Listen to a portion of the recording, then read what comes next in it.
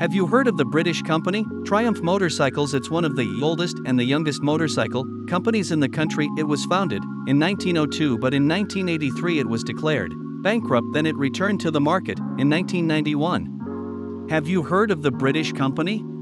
Triumph Motorcycles. It's one of the oldest and the youngest motorcycle companies in the country. It was founded in 1902, but in 1983 it was declared bankrupt, then it returned to the market in 1991.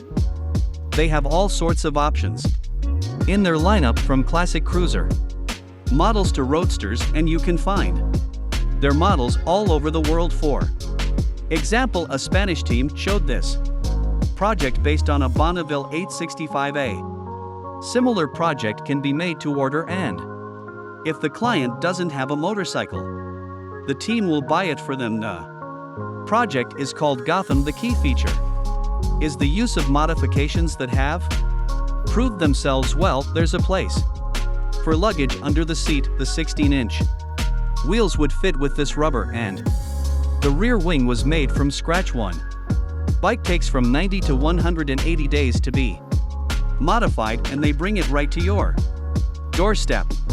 Absolute domination is the motto of this bike, and it echoes the company's sales statistics. In 2019 they sold about 685,000 motorcycles, which is a record. So what do they offer customers? On your screen is the Kawasaki Ninja H2R, and the first thing worth highlighting is its engine, turbo-charged 61 cubic inches and 310 horsepower. According to some websites, it's the most powerful production motorcycle in the world. It has a top speed of 236 miles per hour, which allows you to outrun an F1 race car on a straight track. And of course, there are many settings. For example, you can fine-tune engine braking, and a special option gives a smooth transition from braking to acceleration and back, which helps to pass any turns. You'll have to pay about $56,000 for this vehicle. Custom built from rough crafts. That's how a review described this two-wheeled masterpiece. The team has plenty of experience. They even won the Hot Bike Magazine 2014 Builder of the Year award and other awards from no less reputable publications. According to the designers themselves, they mix ideas for custom bike, street art, and graphic design. So this motorcycle, Harley-Davidson, was lucky to find itself in their skill for hands. The task was simple. The client liked the team's world championship bike, Stealth Bullet, and asked for something similar, but in an even more extreme way.